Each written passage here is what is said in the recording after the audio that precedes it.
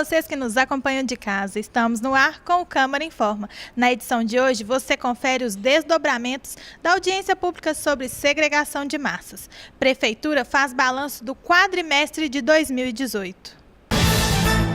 E a audiência pública sobre segregação de massas ainda não sanou todas as dúvidas dos servidores. O intuito é que sejam realizadas novas audiências. O posicionamento do sindicato é que deve haver mais estudos para se apontar outras alternativas além dessas que estão sendo apresentadas. Na verdade, está sendo apresentada uma única proposta, que é a segregação, sem ter avaliados outros mecanismos que podem fazer com que alterem as posições ou a forma apresentada da questão das alíquotas, por exemplo, do patronal, né, que não foi analisado.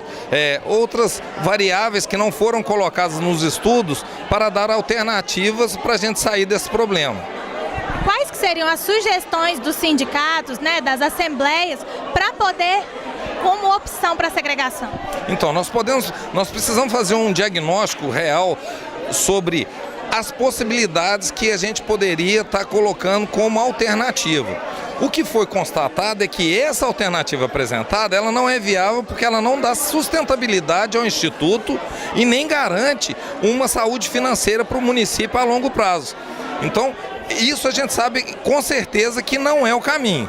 Nós precisamos buscar outros caminhos, avaliando outras questões que não dá para se tratar sem ser conjunta com realizações administrativas, por exemplo, né? Estudos, por exemplo, sobre essa questão das tarifas da própria prefeitura, do que ela está recebendo hoje do IPTU. Isso é importante a gente poder ter um estudo mais apurado sobre isso. Não foi colocado nos cálculos da empresa que prestou o serviço para o DIVIPREV. Então nós precisamos, são várias variáveis que precisam ser analisadas para a gente chegar num caminho mais justo, mais equilibrado e, principalmente, mais transparente, porque não houve a participação efetiva dos servidores. Nós assumimos o sindicato em outubro, depois em seguida com greve, e não teve tempo para poder debater e discutir essas questões na base dos servidores da educação. Então é impossível a gente votar uma coisa que não foi minimamente discutida na base. A matéria, que já tramita na Casa desde outubro de 2018, pretende equacionar o déficit do Instituto. A segregação de massa é a separação dos membros do regime próprio em dois grupos, divididos entre servidores do plano previdenciário e os do plano financeiro. Caso o projeto não seja aprovado, é necessário revisar o plano de equacionamento atual. O projeto tem como ponto principal o equacionamento do déficit atuarial do DIVIPREV. Uma insuficiência de recurso a longo prazo, que o DIVIPREV projeta, que já tem um plano de equacionamento, mas esse plano demonstrou ser inviável financeira e orçamentariamente para a Prefeitura.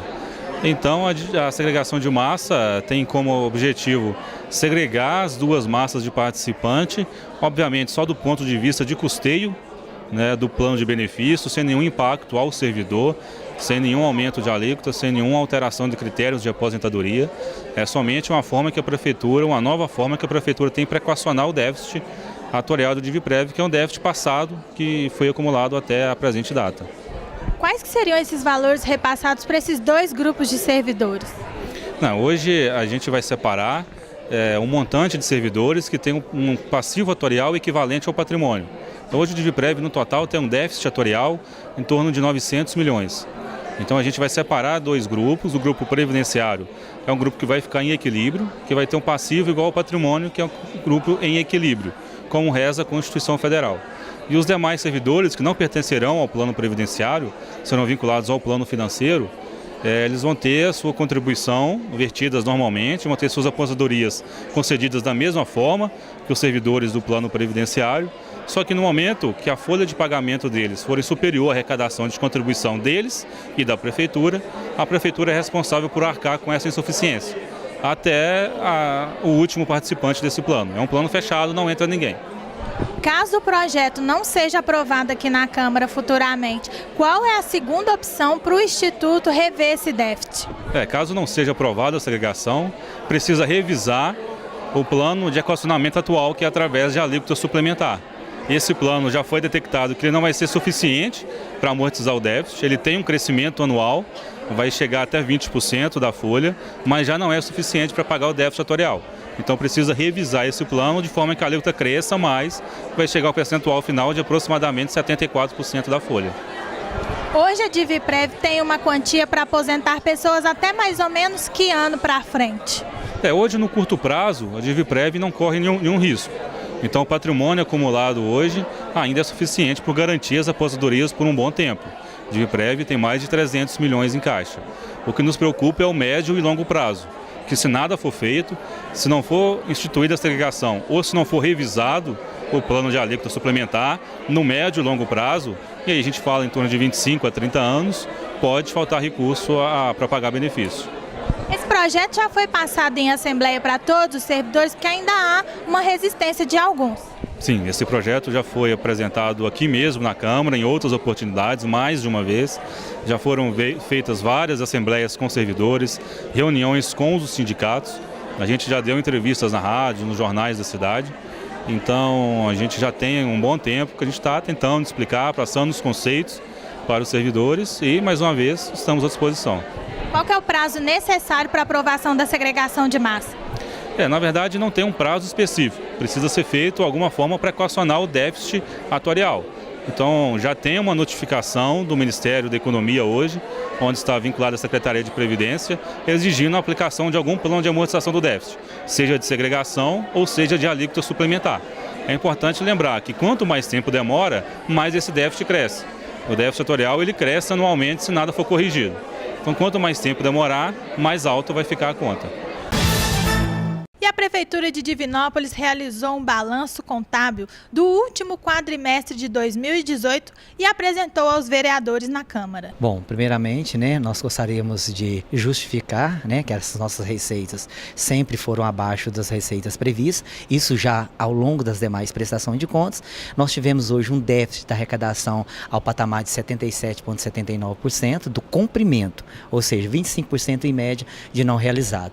Em contrapartida, o mesmo foco dentro do orçamento, nós tivemos a despesa no mesmo patamar de casa. Olhando em níveis orçamentários, no exercício de 2018, pela receita arrecadada e despesa liquidada, nós conseguimos fazer uma gestão. O problema é que essas dívidas de longo prazo, elas são incorporadas ao custeio do município e que automaticamente eleva-se a nosso endividamento de longo prazo. Hoje nós fechamos o exercício de 2019 a uma casa de 82 milhões de recursos, déficit de recursos em caixa. Então, situação crítica. Certo. Foi aprovado aqui na Câmara também, a Janete fez esse questionamento a respeito do georreferenciamento. Como que vai ser esse empréstimo aí, esse impacto do empréstimo para a Prefeitura? O impacto, ele ao longo do período, no máximo, segundo o exercício 2021, ele já será todo 100% pago. Porque o georreferenciamento, ele é uma condição que nós tivemos de saber esses imóveis, a pessoa amplia, que a gente não tem referência, para fazer uma cobrança justa do imposto. Detalhe, é uma cobrança que é justa, não é aumento de imposto. Esse georreferenciamento também, por exemplo, as pessoas que fazem varandas, essas pessoas também vão ser atingidas ou apenas metro quadrado de construção de casa? Todo o metro quadrado construído. Então, inclusive, isso que diz referência à ampliação e à melhoria do imóvel. Mais ou menos vocês já sabem quanto que a Prefeitura vai conseguir de impacto aí com o georreferenciamento, de receita maior para os próximos anos? As expectativas são muito boas, levando em consideração que hoje, vamos dizer assim, a maioria dos projetos que entram na Prefeitura, eles entram com projeto mínimo. Então, a gente não tem nem referência disso aí, mas as expectativas são muito boas. E o Câmara Informa de hoje está terminando. Não deixe de conferir nossas matérias no nosso portal do Legislativo e também através das nossas redes sociais. TV Câmara, a imagem da cidadania.